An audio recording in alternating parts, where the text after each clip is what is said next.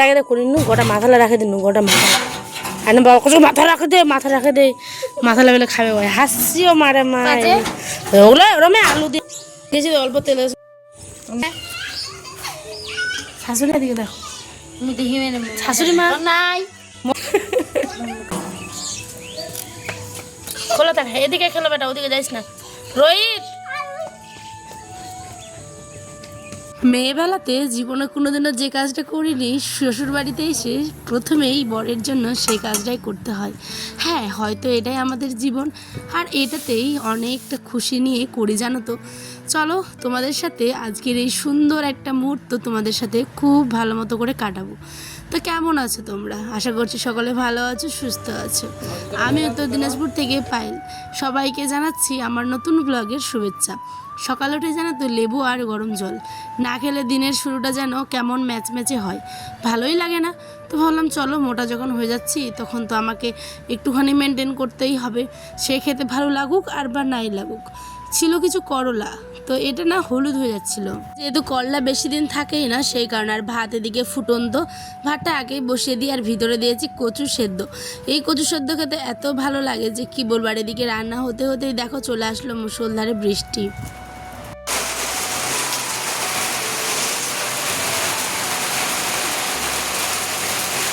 সুন্দর বৃষ্টি পড়ছে আর আয়ন এদিকে কি করো? আয়ন এদিকে এসে সুন্দর বৃষ্টি, বেশ সুন্দর বৃষ্টি। চলো তো ভাতটা তো ওদিকে হচ্ছে হোক, আর এইদিকে আমি যে কি যেন বলছিলাম তোমাদের তখন একটা গল্প, যাই হোক এখন আর মনেই আসছে না। দিন দিন যত বয়স হচ্ছে না সব ভুলে যাচ্ছে যেন, বেশি কেন কথা যেন মনে রাখতেই পারছি না, জানি না কেন। একটা সবেমাত্র একটা বাচ্চাই হয়েছে তাতেই মনে হচ্ছে সব কিছু এলোমেলো হয়ে যায়, এত চিন্তা এত করে করে মানে আমার মাথা পুরো খারাপ হয়ে যায় সত্যি কথা বলতে। আর ব্লগগুলো দেখলে তোমরা বুঝতেই পারবে যে কতটা মানে চিন্তা নিয়ে আমি এইগুলো কাজ করি, মানে ব্লগিং বলো বা আমার জীবনের সমস্ত কাজকর্ম, অনেকটা চিন্তা থাকে আমার সাথে, সেইগুলোকে বহন করেই কিন্তু আমি করি। কারণ চিন্তা মানে এমনই যে ছাড়তেই চায় না একবার ধরে গেলে মানুষকে, ঠিক আছে। তো যাই হোক চলো, এখানে পাঁপড় ভেজে নিচ্ছিলাম বৃষ্টির দিন। আয়ন বললো মামা পাঁপড় খাবো, তা আমি বলছি ঠিক আছে চলো একটুখানি পাঁপড় ভাজা করাই যেতে পারে বাচ্চাটার আবদারে, তাই না। তাই এখানে ওর বাবা নিয়ে এসেছিলো এই যে গোল গোল এই পাঁপড়গুলো। তোমরা কারা কারা এই পাঁপড়টা খেতে ভালোবাসো অবশ্যই জানাবে কেমন। আর রাতের দেখবে নিয়ে আসবে কেমন ঝামেলা। আর মাছ কাটতে গিয়ে থামমেলে তো দেখেছোই কী অবস্থা হয়, দাঁড়াও ভিডিওটা দেখো শেষ অবধি অবশ্যই বুঝতে পারবে। চলো আমার এখানে পাঁপড় ভাজা কমপ্লিট, এবার এটাকে বেঁধে দিই কারণ এখানে ক্যারি ব্যাগেই রাখতে হয় নয়তো আবার শুকিয়ে যাবে। আর এইদিকে আমি এখন সাদা জিরে আর দিলাম হচ্ছে তোমার পেঁয়াজ রসুনের বাটা আর কাঁচা লঙ্কা ফোড়ন দিয়ে আমি এখানে একটা রান্না বসিয়ে দেবো সবজি, মানে কচু সবজি বলছি সরি, ভাতে দিয়েছিলাম না কচু সেদ্ধ করতে, তো সেই কচুটাকেই আজকে আমি এখানে দিয়ে দেবো। এখানে দারুণভাবে কিন্তু কচুটা দেখো সিদ্ধ হয়ে গেছে।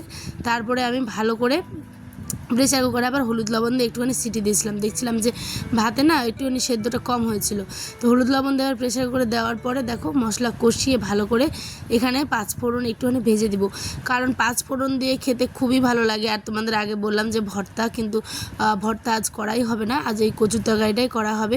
কেন বলো তো, ভর্তাটা না অন্য আরেকদিন করব। আমার না এই কচুর সিজনে ভর্তা খেতে খুব ভালো লাগে, কাঁচা লঙ্কা বা শুকনো লঙ্কা বলো আর সাথে কাঁচা তেল পেঁয়াজ লবণ আর সাথে লেবু চিপে দারুণ একটা খাওয়ার। এক থালা ভাত কিন্তু কচুর ভর্তা দিয়েই খাওয়া যাবে, ঠিক আছে। তোমরা কারা কারা খাও? আমার তো সিজন আসলেই কচু দিয়ে মাছ, কচু দিয়ে সবজি, সমস্ত কিছু দেখেই মানে আমার খেতে ইচ্ছে করে। তো যাই হোক আমিও করি। আর এখানটায় আজকে বাসনগুলো ধুয়ে নিচ্ছি, রান্নাবান্না শেষে কিন্তু বাসন টাসন ধোয়া ধুই গ্যাস মোছা সমস্ত কাজ করে একদম সানবান করি। আর এইদিকে দেখো এখানে বস্তাটা পর্যন্ত ভিজে গেছে, মানে বৃষ্টির ঝাঁটা যেহেতু আসে জলটা ভিতরে ঢুকে যায়, ঠিক সেই কারণে। আর আয়ান পাপা এখনও দেখো ঘুমোচ্ছে, ওর বাবা ওকে জোর করে তুলছে, উঠো বাবা উঠো বাবা, কেমন করছে দেখো। মানে সত্যি আয়ান না ইচ্ছে করে ওটা নকশা করে শুয়ে থাকে আর ওর যাতে ওর পাপা ওকে উঠায় একটুখানি আদর করে, ওই জন্য আর কি, মানে বাবা ছেলের ভালোবাসা বলতে পারো। তো এখানে ও একটুখানি ওকে আদর করছিল। আর এইদিকে দেখো আয়ানের আমার ছেলের এই সমস্যাটা নিয়ে আমি কি করব জানি না। ওই মানে কোনো দিনও করে না, কিন্তু আজকে দেখছি যে টয়লেট করে দিয়েছে বিছানাতে, মানে হিসি করে দিয়েছে। তো কি করা যাবে, ছোটো বাচ্চা স্বপ্ন দেখছে হয়তো, সেই জন্যই হয়তো পেচ্ছাপ করে দিয়েছি, কিন্তু কি করব এখন সব কিছু আবার আমাকে ধুতে হবে। আমি তো ও তো বড় হয়ে গেছে না, ওই না এখন কি বলে জানো, মাম্মা মাম্মা আমি না টয়লেট করব, আমি হিসি করব, এরম বলে রাত্রিবেলা। উঠো উঠো, তো আমি উঠে করিয়ে দিই, একবার করিয়ে দিই তাহলেই হয়ে যায়। আর আজকে আমার এত ঘুমটা পেয়েছিল যে মানে আমি নিজেই চোখগুলো খুলে দেখছি একদম পুরো 4টে বাজে, আর ওই দেখি মাঝরাতেই কিন্তু হিসি করে দিয়েছে। লাস্টে ভোরবেলা সমস্ত কিছু চেঞ্জ করে একটা ক্যাথার উপরে ওকে দিয়ে দিয়েছিলাম। তাই দেখো সমস্ত ক্যাথাগুলো যেগুলো মানে আমি তশকের উপরে দিই সেগুলো দেখো চেয়ারে দিয়েছি, আর বাকি সমস্ত বিছানার চাদর টাদর এগুলো সব কিন্তু কেচে দিয়েছি, ঠিক আছে। ওর জামা প্যান্ট সমস্ত কিছু, আসলে বাচ্চা মানুষ তো তাই আর কি, স্বপ্ন দেখলেই হয়তো ভয় পেয়ে হোক কিংবা আনন্দে হোক পেচ্ছাপ করে দেয় কেউ, তো এটা হতেই পারে স্বাভাবিক ব্যাপার। কিন্তু একটুখানি কোনো মানে সমাধান থাকলে তোমরা আমাকে বলো তো, ঠিক আছে। চলো, অনেক খিদে পেয়েছি, বেলা কিন্তু অনেকটা হয়ে গেছে, আর কাঁচা লঙ্কা দিয়ে কিন্তু আমি সবজি করছি, কারণ আমি আমার আয়নের বাবা যে আছে তোমার দাদাভাই, সে কিন্তু মশলাপাতি অল্প কমই খাচ্ছে ইদানিং, সেই জন্য কাঁচা লঙ্কা দিয়েই করা। আর এইখানে দেখো লেবুটাকে কচলে আমি নিচ্ছিলাম, কারণ এই লেবু খেতে আমি ভীষণ ভালোবাসি। আর এত খিদে পেয়েছিলো, আমার পেটটা পুরো জ্বলছিল, মানে আমি সকাল থেকে খাইনি তো, তাই দেখো একদম হামলে পড়েছি। আর এদিকে কাঁচা লঙ্কা থেতো করে নিচ্ছিলাম ভাতটার সাথে মাখিয়ে, আর সাথে হচ্ছে লেবু। আমার আবার জল চলে আসে, কারণ কচু না যেমনই রান্না করো খেতে খুব টেস্টি হয়। আর এদিকে ছেলে খাচ্ছে আচার, ওকে ভাত কিন্তু খাইয়ে দিয়েছি, ওরও স্নান কমপ্লিট সমস্ত কিছু করে মা ছেলেতে মিলে এখন খাবার। দেখো মেঘের অবস্থা, আবার অন্ধকার, মানে কাপড়গুলো শুধু দিলাম, জানি না কতক্ষণ রাখবো। দেখো মেঘটা একদম অন্ধকার হয়ে গেছে, আকাশটা যেন ভালোই লাগছে না। কিন্তু কি করবে, এখন তো মানে বর্ষারই সময়, সেই জন্য আমাকে দৌড়াদৌড়ি করে কাপড় শুকোতে দিতে হচ্ছে, আবার উঠাতেও হচ্ছে, কিছু করার নেই। আর এদিকে আরাম করে কাকটা দেখো হাওয়া খাচ্ছে, কি ভীষণ ভালো লাগছে না। চকলেট খাচ্ছে, চকলেট কি খাচ্ছে? চকলেট খাচ্ছে, চকলেট বললে এরম করে চকলেট খাই, মজা। দেখি এদিকে দেখো আমার দিকে, মজা করছে না, চুমু দাও, ওলে।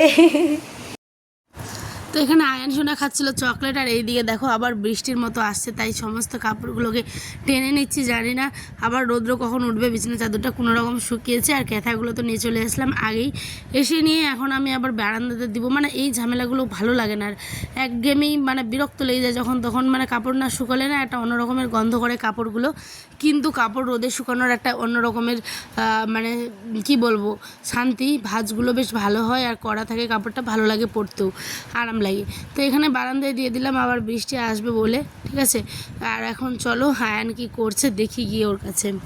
তো বন্ধুরা 1:45 বাজে, এখন দেখো বৃষ্টিটা আসছে করে, আর আসছে না। দেখো ওদিকে বৃষ্টি আসো, বৃষ্টি আসো, বলো বলো, দেখো বৃষ্টি, আর কই কই আয় আয় আয়, ভিজেই নি আমার হাত, মানে অল্প করে পড়ছে ঝিরিঝিরি সামান্য। 4টের মতো আয়ানের কি না শালা বলে না, ছি। আয়ান কি খাচ্ছ দেখি দেখি, কি খাচ্ছ দেখো, তোমার কেকটা দেখো। এই যে আয়ানের জন্য আনলাম কেক, আর আমাদের জন্য এই যে মুড়ির বস্তা। এখন মুড়ির বস্তাটা চালবো বিকেলবেলা, এখন বাজে 4টের মতো। চলো, হ্যাঁ হ্যাঁ হ্যাঁ হ্যাঁ বুঝলাম, চলো মুড়ির। আয়ানও নানু ভাইয়ের সাথে একটুখানি মজা করে, ওই জন্য নানু শালা বললো, মা নানু শালা বললো, এরকম করে বলছে।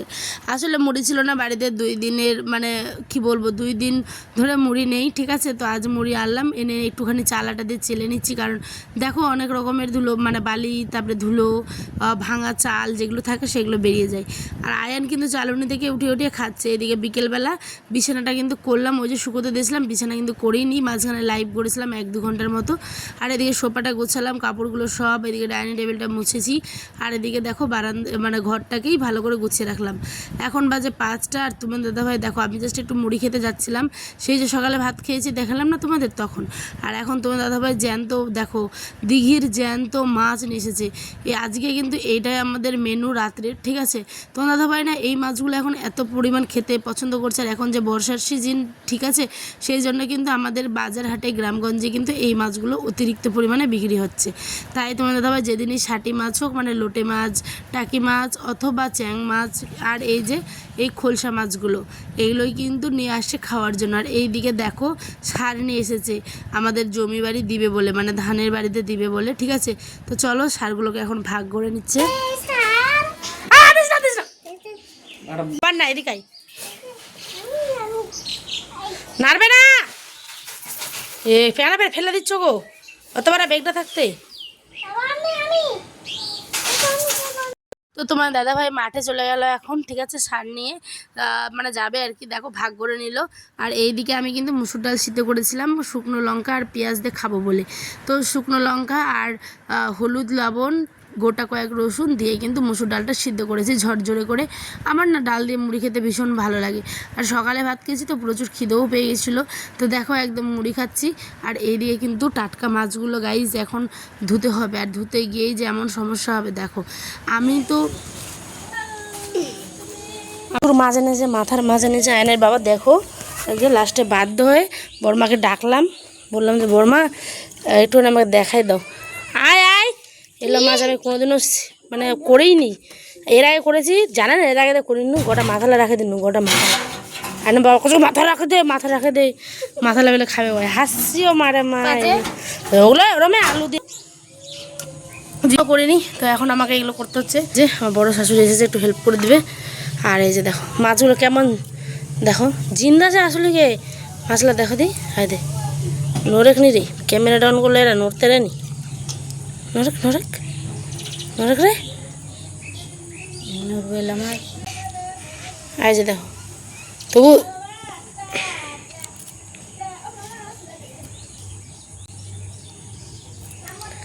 রোহিত, এটা হচ্ছে আমার বড় শাশুড়ি। তো আমি না মাছ কাটতে জীবনে এগুলো মাছ কোনোদিনও মেয়েবেলায় কাটিনি। প্রথমে যে বললাম আর বরের জন্য বাড়িতে এখানে এসে আমাকে সেই কাজটাই করতে হচ্ছে।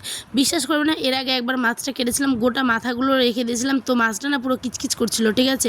আর আজকের মাছটা দেখো এই যে এইভাবে মাথা কেটে বাদ দিয়ে জাস্ট ডানাগুলো বের করে নিতে হচ্ছে আর পেটের নোংরাটা আর কি বের করে নিতে হচ্ছে।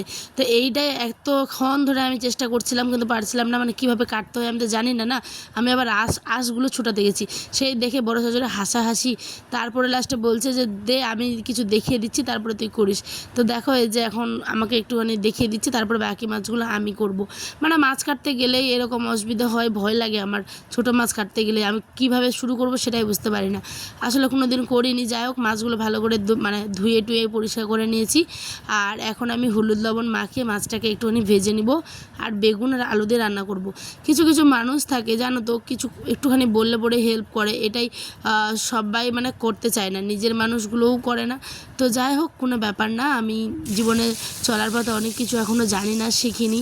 আমি সবার কাছ থেকেই শিখতে চাই, তোমাদের কাছ থেকেও শিখতে চাই, আমার আশেপাশের মানুষদের কাছ থেকেও শিখতে চাই।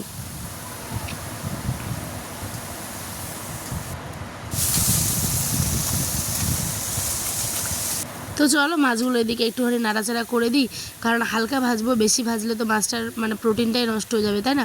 তাই আমি এখানে মাছগুলোকে ভালো করে ভেজে নিয়ে কাঁচা লঙ্কা ফোড়ন দিব আর সাথে হলুদ আর লবণ দিয়ে মশলা পেঁয়াজ রসুনের বাটা দিয়েছি। বললামই শুকনো লঙ্কা খাচ্ছে না আয়নের বাবা, সেই কারণে কাঁচা লঙ্কা দিয়েই রান্না করব। আর মুচমুচি হয়েছে মাছটা, খেতেও খুব টেস্টি। এগুলো দিঘির মাছ তো আর জ্যান্ত না, খেতে খুব সুস্বাদু জানো তো। তোমরা কারা কারা এরকম মাছ খেতে পছন্দ করো? কাটাকাটিটা একটু ঝামেলা, কিন্তু মানে রান্নাটা খুব টেস্টি হয়। আর ছোটো বেগুন দিয়ে খেতে না খুব ভালো লাগে, বিশেষ করে শীতের সময় বেগুন দিয়ে মাছটা আর সাথে ধনেপাতা, টমেটো ধনেপাতা দিয়ে এই মাছগুলো খেতে যা লাগে না, দুর্দান্ত লাগে, দুর্দান্ত। তো ঠিক আছে চলো, এখানে মশলা কষিয়ে আমি ভালো করে সবজিটা কষে জল দিয়ে এখানে প্রেশারে একটুখানি ভাত বসিয়ে দিলাম। আর এদিকে দেখো টকবক করে ফুটছে হচ্ছে গিয়ে আমাদের মাছের ঝোলটা। ঝোল এখন ফুটলো আর আমি কিন্তু দিয়ে দিব হচ্ছে ফুটন্ত ঝোলে মাছ। আর এটা দিয়ে কিন্তু নাড়াচাড়ি একদম করব না, একদম পুরো মাখো মাখো হয়ে আসবে আর নামিয়ে নিব। তো চলো প্রেশারে ভাতও হয়ে গেছে, বরকে বললাম তুমি ভাতটা বাড়ো, আমি ছেলেকে খাওয়াই। আর এদিকে পাতি লেবু ছিল ভাতের সাথে, গন্ধরাজ লেবু খেতে খুবই ভালো লাগে, পাতি লেবুর না অন্যরকমের টেস্ট। তো যাই হোক গন্ধরাজ লেবুকেই কিন্তু পাতি লেবু বলে আমাদের গ্রামের ভাষাতে। আয়না বাবা বলছে যে মশলাটা খেলে আমার শরীরটা খুব খারাপ হয়, তাই হালকা মশলা দিয়েই করছি আর টেস্টি হয়েছে খুব, এটাই বলছিল। আমি বলছি ঠিক আছে তুমি যেমনটা খেতে যাবে আমি তোমাকে ঠিক তেমনটাই করে দেবো। এই বলে আজকে ভিডিওটা আমরাও শেষ করছি। বাই সবাইকে। আমার ছোট্ট আয়ন শোনাও তোমাদের বাই বলছে। দেখো দেখা হবে আবার অন্য একটি নতুন গল্পে নতুন দিনের সাথে। সকলে ভালো থেকো, সুস্থ থেকো, চ্যানেলটা সাবস্ক্রাইব করো।